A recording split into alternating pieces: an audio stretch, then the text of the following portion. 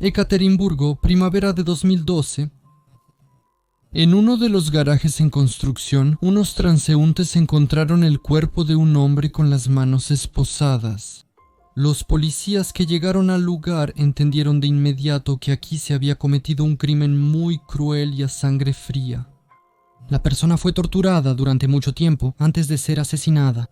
A la víctima le arrancaron los dientes, le rompieron los dedos, tenía heridas punzocortantes en el cuello y fue brutalmente golpeado. Los delincuentes intentaron torpemente ocultar las huellas del crimen. El cuerpo fue parcialmente quemado, pero identificar a la víctima no fue difícil. En el cadáver se encontraron documentos quemados, pero aún legibles, un pasaporte estadounidense a nombre de Jorge Yakubian. Se hallaron documentos con el nombre de Kara Yakubian Jorge en las prendas del occiso. El caso amenazaba con volverse un escándalo internacional. El fallecido era un empresario que había venido a Ekaterimburgo para establecer contactos de negocios. El 6 de marzo de 2012, él bajó del avión en el aeropuerto Koltsovo y desapareció. Los agentes obtuvieron acceso a las redes sociales de Yakubian y empezaron a revisar a todos con quienes él se comunicó antes de su muerte. Les llamó la atención la correspondencia con una estudiante de 20 años de Ekaterimburgo, Elena Sukik. La joven negó tener cualquier relación con lo que le sucedió a Yakubian.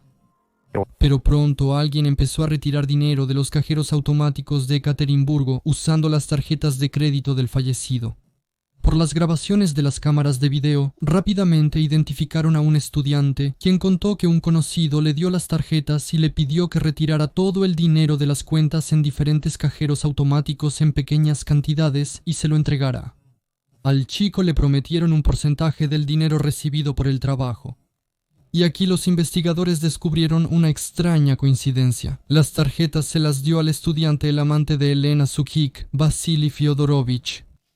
Esto no podía ser una coincidencia, así que decidieron investigar a Fyodorovich por su posible implicación en el delito.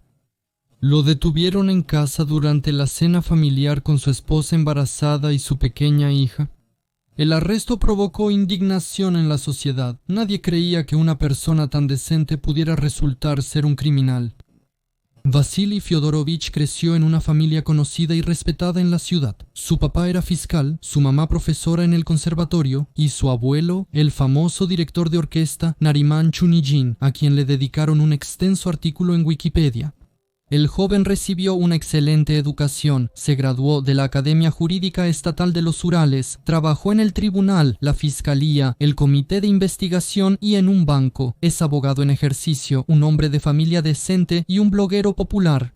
Además, Fyodorovich fundó una escuela gratuita de combate deportivo con cuchillo, en la que la juventud local participaba con mucho gusto. La mayoría de los instructores de combate con cuchillo que quisieron convertirse en instructores lo lograron y comenzaron a enseñar. Ellos carecen de fundamentos y base. Con la legislación, lamentablemente, esto es complicado. Todo el trabajo docente y de entrenamiento está regulado. Por eso, de hecho, cualquier persona puede rentar un salón, llamarse instructor de combate con cuchillo y poner su anuncio en las redes sociales. Sobre todo, Fyodorovich era conocido como el abogado del profesor Beloglasov. Este incidente resonante ocurrió en 2010.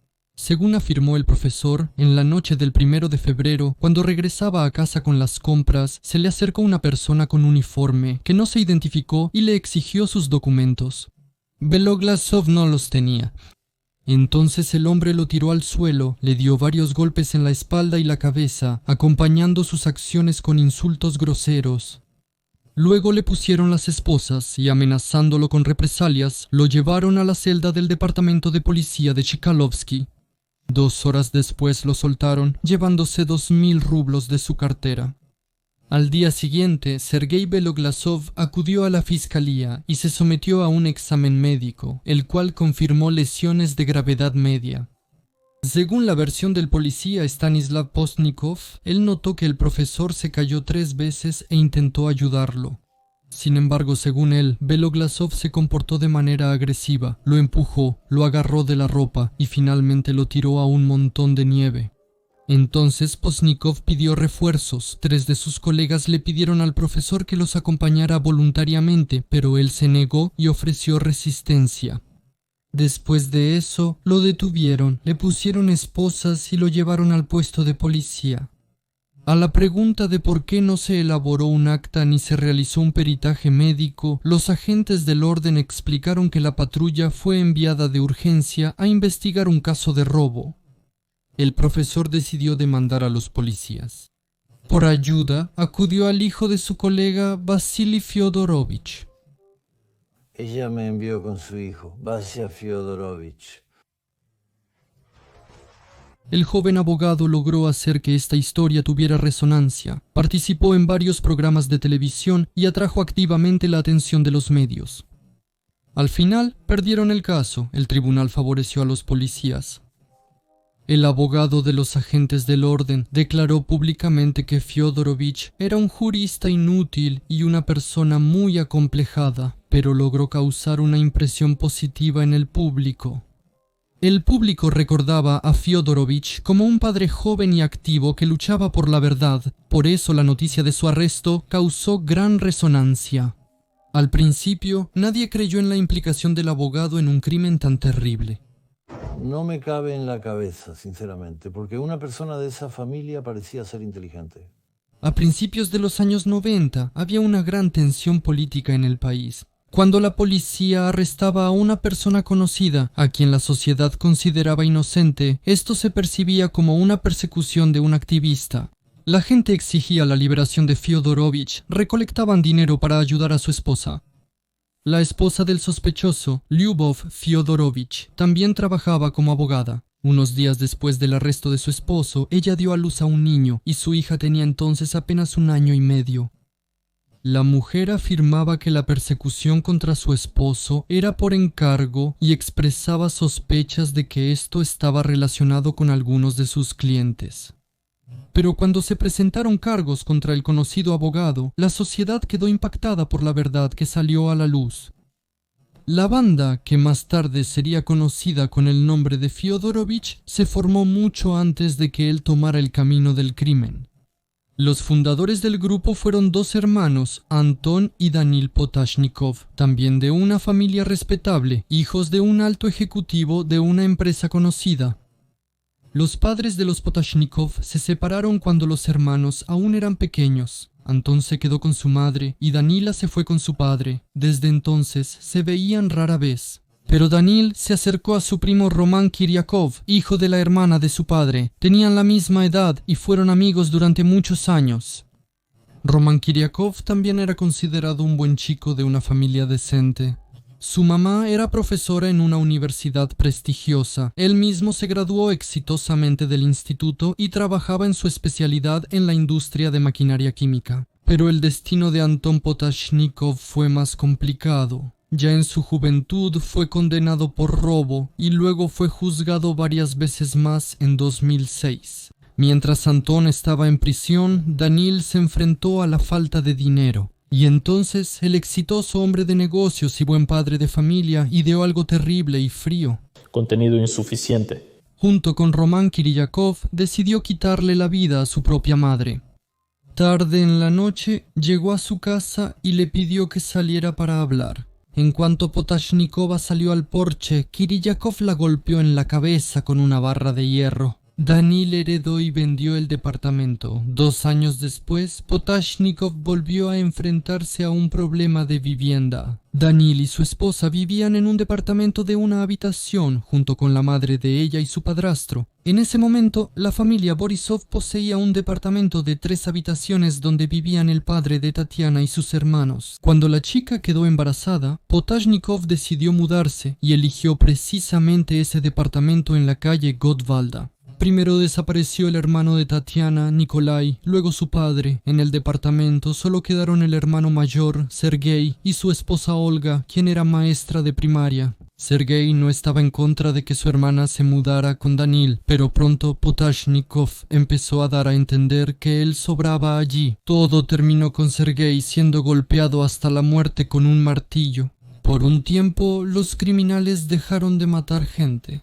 Sobre a qué se dedicaron durante los siguientes 3 años hay poca información. Se sabe que Danil estaba interesado en las artes marciales y participaba en el movimiento skinhead. En 2011 conoció a Vasily Fyodorovich. Según una versión, los presentó un conocido en común del movimiento skinhead. Como Danilo necesitaba ayuda legal, Potashnikov, Danil acudió a Fedorovich por servicios legales. Empezaron a comunicarse, practicar deportes y asistir juntos a la escuela de combate con cuchillo. Después reunieron a los demás miembros de la banda a su alrededor. Fyodorovich estaba interesado en las armas y las artes marciales. Él era el instructor principal y uno de los fundadores de la Escuela Ural de Combate Deportivo con cuchillo SNB 66. Esta escuela se dedicaba a enseñar combate deportivo con cuchillo y promovía un estilo de vida saludable. Vasily Fyodorovich tenía un blog popular en la red social Life Journal bajo el seudónimo Viper. Ahí escribía sobre su práctica jurídica, los derechos de los propietarios de armas, la autodefensa y el combate con cuchillo. Él analizaba casos reales, explicaba cómo actuar en situaciones de conflicto y criticaba el trabajo de la policía. Fyodorovich apoyaba la idea de que los ciudadanos deben tener derecho a portar armas para su protección y explicaba en detalle los matices legales. ¿Cuál es su opinión sobre el derecho a portar armas? Comenten abajo. En el blog había artículos sobre los derechos durante una detención, análisis de casos penales y consejos sobre defensa personal. Sus publicaciones a menudo se discutían en los foros y él mismo interactuaba activamente con los lectores en los comentarios. Fyodorovich tenía más de 1000 suscriptores. En esa etapa del desarrollo de Internet, eso era una gran popularidad comparable a la de los actuales blogueros con millones de seguidores.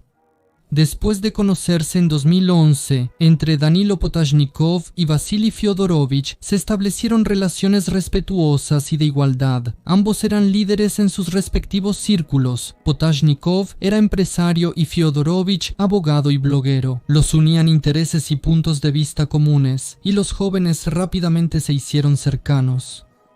Con el tiempo, decidieron crear una banda. Potashnikov buscaba víctimas y elaboraba planes, mientras que Fyodorovich proporcionaba protección y cobertura legal. Gracias a la clara distribución de roles, su grupo pudo cometer crímenes impunemente. Fyodorovich, hay que darle el crédito necesario. También desempeñaba el papel, digamos, de líder no oficial. Tenía influencia sobre la mayoría, sobre todos, se podría decir, los miembros de la banda. Pronto, Fyodorovich comenzó a publicar en su blog los capítulos de su futuro libro. Llamó a la obra Agujetas Blancas. Esta insignia distintiva la llevan los skinheads que han quitado la vida al menos a una persona de raza no aria. En el libro se describían literariamente las andanzas de una banda de nazis. El propio Fyodorovich se llamaba a sí mismo un nacionalista adecuado. En ese entonces, los lectores no le dieron mucha importancia a la crueldad de los personajes. Los suscriptores pensaban que, como Fyodorovich era abogado, se enfrentaba a muchos criminales y podía describir de manera muy realista las andanzas de los skinheads. En febrero de 2011 desaparecieron Alexei Salnikov, de 36 años, junto con su amigo Anatoly Kuznetsov, de 35 años. La esposa de Salnikov se preocupó, acudió a la policía y pidió ayuda a los amigos para buscarlos. Peinaron la zona de las calles Danilovskaya y Krasnoflotsev, así como los alrededores de Berniaya Pishma. Pero la esperanza de que Salnikov y Kuznetsov simplemente estuvieran de parranda no se cumplió. Resultó que los amigos trabajaban con acompañantes y ese día llevaron a una chica con unos clientes a una zona alejada. En la calle Danilovskaya, unos desconocidos atacaron al grupo. Golpearon brutalmente a los tres, luego los metieron a la fuerza en su propio auto Cherry y huyeron en una dirección desconocida. Este estante fue retirado en el interior del auto y aquí llevaron a la chica en la cajuela. La chica regresó aterrorizada y sin dinero, y sus acompañantes desaparecieron. En los interrogatorios ella repetía, no vio, no sabe, no recuerda nada. Ella tembló varias veces, llamaron a la ambulancia, pero lo atribuyeron a la abstinencia. Según los expertos, hasta donde recuerdo, en ese momento aún estaban vivos, pero en un estado de inconsciencia muy grave debido a las golpizas. Una semana después hallaron en el bosque los cuerpos de 2 amigos con signos de una golpiza brutal. El caso se cerró rápidamente, atribuyéndolo a una disputa por el control del mercado de servicios íntimos. A Salnikov le quedó un hijo de 4 años, quien, debido al estrés, enfermó gravemente. Tengo un hijo, él es realista, de alguna manera lo entendió de inmediato y ya mis intentos de decir que papá está en el cielo y demás no funcionaron en absoluto. Él dijo de inmediato, entiendo que nunca volveré a tener a papá, papá murió. Él todo el tiempo pregunta por qué no nos llamó, por qué no pidió ayuda, por qué nadie vino a ayudarlo. La banda empezó a crecer, los delincuentes formaron un grupo de skinheads y proclamaron como su objetivo limpiar la nación de la podredumbre. Así llamaban a los representantes de otras razas, así como a los delincuentes y a quienes consumían sustancias prohibidas. La banda de Fyodorovich se mantenía por la violencia y el miedo, el líder promovía la crueldad, despreciaba a los débiles e inculcaba a los nuevos la idea de una guerra callejera. Al mismo tiempo, los crímenes del grupo a menudo tenían fines de lucro, robos, ajustes de cuentas, eliminación de personas indeseables. Ellos buscaban expandir su influencia. Sus acciones seguían siendo caóticas, más parecidas a una crueldad sin sentido que a una estrategia bien pensada. Algunos miembros de la banda decían que estaban limpiando la ciudad de Skoria. Fyodorovich trajo a su amante, Elena Sukik, de 20 años, a la banda. Era una chica decente, con padres que eran pedagogos, estudiaba en la facultad de matemáticas con excelentes calificaciones, hablaba inglés con fluidez y por las noches trabajaba como niñera. Y además, se excitaba al ver sangre y crueldad. Se enamoró de un abogado prometedor y despiadado, y se fue con él a limpiar la sociedad de los impuros. Los bandidos reclutaban a nuevos luchadores en la escuela de combate con cuchillo. El participante más joven, Anton Waffen, contó que obligaban a los novatos a cometer un delito, y después de eso era imposible salir del grupo sin terminar en la cárcel o en la tumba. Para la iniciación de Waffen, los líderes de la banda eligieron atacar a un transeúnte al azar. Tarde en la noche, en la calle Belimbavskaya, Fyodorovich y Potashnikov notaron a un hombre que caminaba tambaleándose. Como luego determinaría la investigación, era un hombre desempleado de 33 años que consumía sustancias prohibidas, Oleg Zhuravlyov. Potashnikov lo detuvo bajo el pretexto de una revisión, le torció el brazo y lo llevó hacia la pared de una casa residencial. Le revisó los bolsillos, pero no encontró nada de valor. Después de esto, Fyodorovich, sin dudarlo, le asestó una puñalada en la espalda al hombre. Luego, con un gesto, señaló a Waffen, dándole a entender que debía hacer lo mismo. Waffen apuñaló también. Pero Potashnikov dijo que eso no era suficiente. Entonces el estudiante asestó otra puñalada. Zhuravlyov murió en el acto. Dejaron su cuerpo ahí mismo, ni siquiera intentaron ocultar las huellas. Para la banda, esto fue solo un rito de iniciación para el nuevo recluta. La agrupación cometió muchos ataques caóticos y brutales contra personas de otras nacionalidades. La banda de Fyodorovich golpeó repetidamente a los recién llegados, eligiendo a sus víctimas entre trabajadores, migrantes y estudiantes extranjeros. Estos ataques se presentaban como una limpieza de la ciudad y una forma de demostrar su fuerza. Los ataques ocurrían tarde en la noche en lugares desiertos. A la posible víctima la detenían con cualquier pretexto, le pedían documentos, preguntaban por el camino o simplemente se metían con su apariencia. Luego seguía el golpe, primero una humillación verbal y después una golpiza brutal o incluso la privación de la vida. A menudo los crímenes se cometían en grupo, uno distraía, otro daba el primer golpe y los demás remataban. Ninguno de los participantes dudaba de lo correcto de lo que ocurría. La agresión se justificaba por la ideología común de la banda. La mayoría de los participantes eran considerados bastante respetables. Entre ellos incluso estaba el hijo de un alto funcionario de la administración del gobernador de la región de Sverdlovsk, Yevgeny Zorin, Andrei Zorin. Durante algún tiempo convivió con los skinheads en un hospital abandonado cerca de Zelenaya Rosha. Una vez fue a visitar a uno de ellos para tomar una cerveza y salió de ahí ya sin su laptop.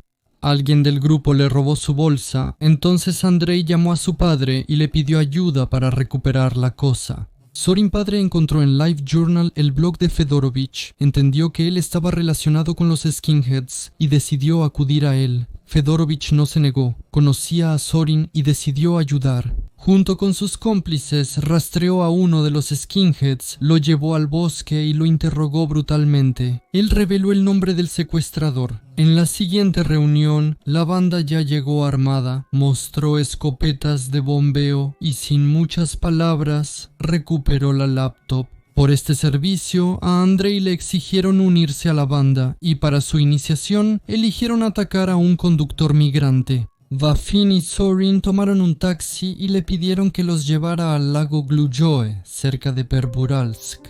Según Bafin, el ataque ocurrió en el auto alrededor de la 1 de la madrugada. Él fue el primero en golpear al conductor con el puño en la cara, después de lo cual Zorin comenzó a apuñalarlo en la espalda. Sin embargo, el taxista logró liberarse, rompió la manija de la puerta y huyó al bosque. Zorin logró asestarle alrededor de 5 o 6 puñaladas con un cuchillo de cocina de mango rojo, pero no pudo rematarlo. Ya pensaba que algo andaba mal, algo andaba mal, hubo un golpe y resulta que ver a Dartu con un cuchillo. Querían cortarme el cuello con una navaja, apenas me alcanzaron por ahí, entre las costillas, ahí en el hospital, todo cortado, veo a todos. ¿Qué quieres de mí? Dice, ¿tú quién eres? Un vagabundo me apuñaló con un cuchillo cuando intenté sacarlo de aquí. Solo quiero proteger a los taxistas y a la gente. Por favor, ayúdame. Logré escapar de ellos. Después de eso, Bafin, siguiendo las indicaciones de Potashnikov, vendió el taxi en el asentamiento gitano y entregó el dinero obtenido al jefe. El padre de Zorin murió repentinamente por una enfermedad crónica durante la investigación, sin llegar a ver la sentencia de su hijo. Por el ladrón que robó la laptop de Zorin, intervino ante la banda su amigo, el veterano de la guerra de Chechenia, Vladimir Kustov. Decidieron mostrarle a ese joven su lugar con especial crueldad. A Kustov lo mantuvieron en la casa de campo de Fedorovich, donde lo torturaron durante varios días. Los secuestradores no le daban de comer ni de beber, lo golpeaban y le quemaban la piel con pinchos al rojo vivo. Luego quemaron el cuerpo durante mucho tiempo en un barril de metal. Después de que los restos del cuerpo, su ropa y algunas pertenencias personales se consumieron, parte de las cenizas fue arrojada a un baño común que está en la calle. Detrás de mí, debajo del arbolito, estaba la mitad de un barril, ya quemado y oxidado. En ella, durante una inspección detallada, se encontraron falanges de dedos, costillas y fragmentos de columna vertebral. Fyodorovich y Elena Sukik recogieron los restos, los huesos que no se quemaron y las cenizas y los metieron en botellas plásticas de 5 litros sin cuello. Estas botellas las pusieron en una bolsa y las sacaron fuera de la ciudad. Un detalle que destaca el cinismo de la situación actual. Elena Sukik sostuvo la bolsa con los restos entre las piernas durante todo el camino. Los restos fueron arrojados a una zanja al borde del camino.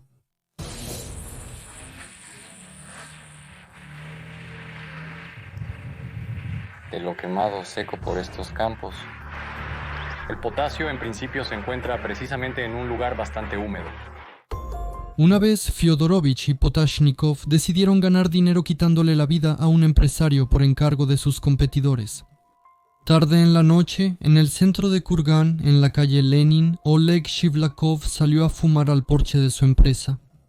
2 desconocidos vestidos de negro y con botas militares lo llamaron. En cuanto se dio la vuelta, se escuchó un disparo. Shivlakov cayó, pero los atacantes no se detuvieron. Se oyó otro disparo y luego un golpe de porra en la cabeza. La víctima sobrevivió de milagro, pero no pudo entender quién y por qué lo atacó. Antes de eso, nunca había visto a los atacantes. El conductor de la banda, Anton Chirkin, trajo al grupo a un luchador especialmente valioso, su amigo Iván Gushin. Él trabajaba en la policía y podía usar su posición para ayudar a sus nuevos amigos. La investigación determinó que él mostraba su credencial en tiendas especializadas y compraba para los bandidos uniformes de policía y esposas que luego se usaban en los crímenes. Además, Gushing obtenía información valiosa para sus cómplices, averiguaba direcciones y datos de pasaporte de las víctimas, ayudando a la banda a prepararse con anticipación para los ataques. Yo mismo fui personalmente a detenerlo. En comparación con este empleado, fuimos a detenerlo en su lugar de trabajo. En general tenía una buena reputación en su trabajo. Tranquilo, pacífico. Con la ayuda de uniformes policiales, los bandidos lograron asustar y atraer al estudiante Igor Poliansky a un garaje insonorizado. Él planeaba comprar un auto y sin querer mencionó frente a sus amigos que tenía 340,000. Fyodorovich y Potashnikov idearon quitarle su dinero al confiado estudiante. Fyodorovich le ofreció comprar mezclas para fumar a través de una persona de confianza. Igor le entregó 100,000 rublos, pero cuando se dio cuenta de que no habría ningún producto, exigió que le devolvieran el dinero. Entonces los bandidos decidieron deshacerse de él. Llevaron a Igor a un garaje, donde lo torturaron, obligándolo a entregar lo que le quedaba. Él se negó. Entonces lo llevaron al kilómetro 27 de la carretera de Siberia, le dispararon, lo rociaron con gasolina y le prendieron fuego. En la privación de la vida participaron varios miembros de la banda. El garaje que habíamos rentado alguna vez fue un tribunal privado, sin grabación de audio. Ahí se encontró un micrófono que el operador metió en Volyansk por una abertura de agua. Por lo tanto, lo hizo para causar dolor y humillación. Cuando sus familiares llegaron a su casa, todo por dentro estaba patas arriba y las ventanas estaban rotas. La madre de inmediato acudió a la policía para denunciar la desaparición de Yegor. Sin embargo, nunca se iniciaron búsquedas activas. Danil Potashnikov elaboraba los planes de todas las privaciones de vida y daba órdenes a los demás. Por cumplir las tareas, él prometía dinero, pero nadie lo recibió. No obstante, el dinero existía. La investigación determinó que muchos crímenes se cometieron por motivos de lucro. Los bandidos primero robaban a sus víctimas y luego les quitaban la vida. Todo el dinero terminaba en manos de Potashnikov. En mayo de 2012, su hermano menor Anton y Igor Dvornikov decidieron deshacerse del líder. Esto fue inesperado. Antes solo robaban sin quitarle la vida a nadie. Anton citó a su hermano en un departamento rentado. En el departamento donde... Dvornikov ya lo esperaba con un martillo. Danil murió en el lugar. Anton envolvió el cuerpo en una manta, lo llevó al bosque cerca de Perburalsk y lo enterró. Posteriormente, los investigadores hallaron sus restos y detuvieron a los asesinos.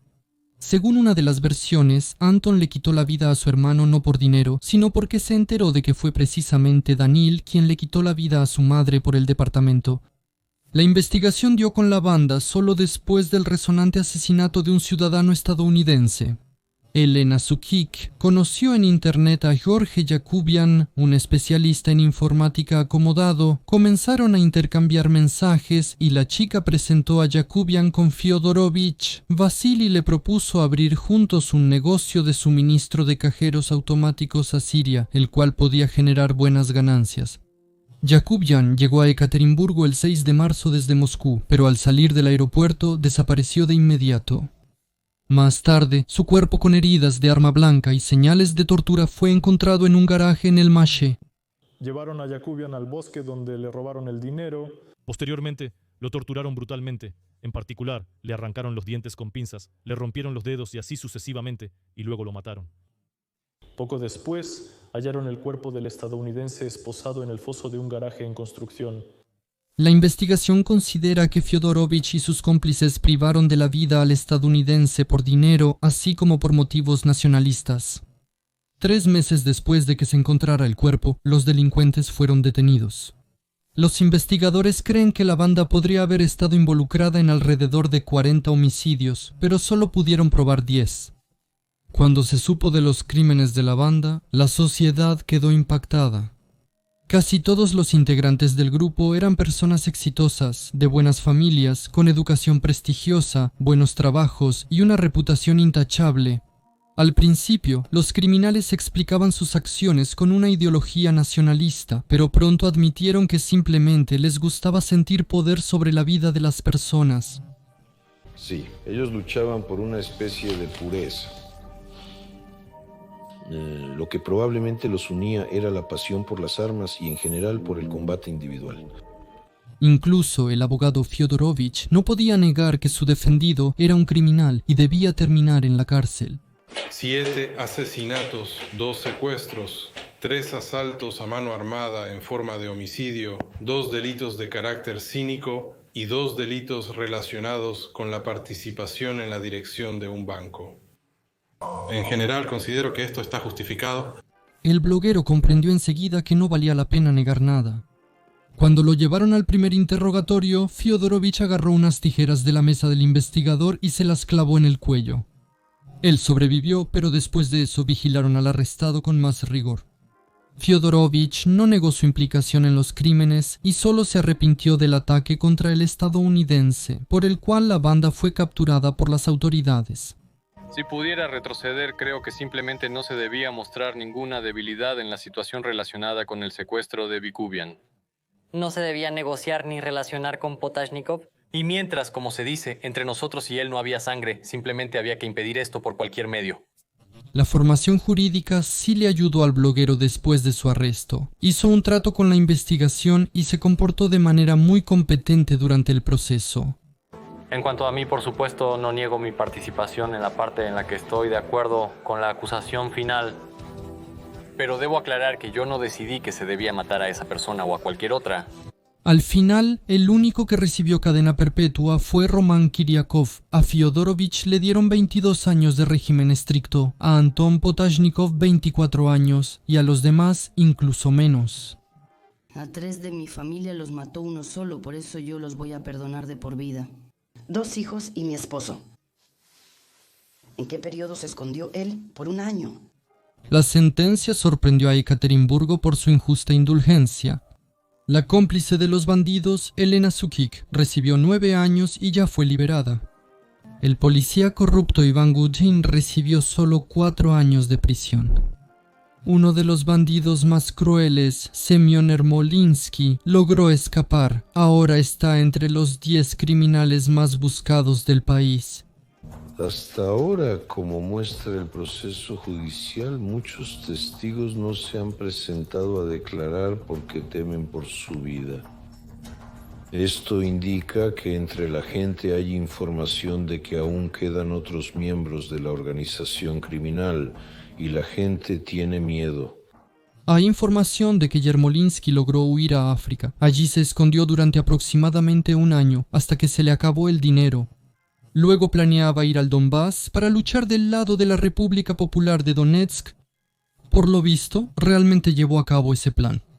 En 2014 apareció en internet su selfie con uniforme de camuflaje tomada en el bosque. La situación política permitió que otros 2 miembros de la banda salieran de la cárcel. Igor Drovnikov murió en la línea de combate. Cumpliendo una condena de 21 años, firmó un contrato con el grupo Wagner, recibió condecoraciones de combate y fue indultado. Siguió sirviendo en la compañía de infantería motorizada. El 13 de septiembre de 2023, Drovnikov murió en combate. Fue enterrado con honores militares en Kamensk-Uralsky. Otro miembro de la banda de Fyodorovich, Anton Potashnikov, también logró obtener el indulto.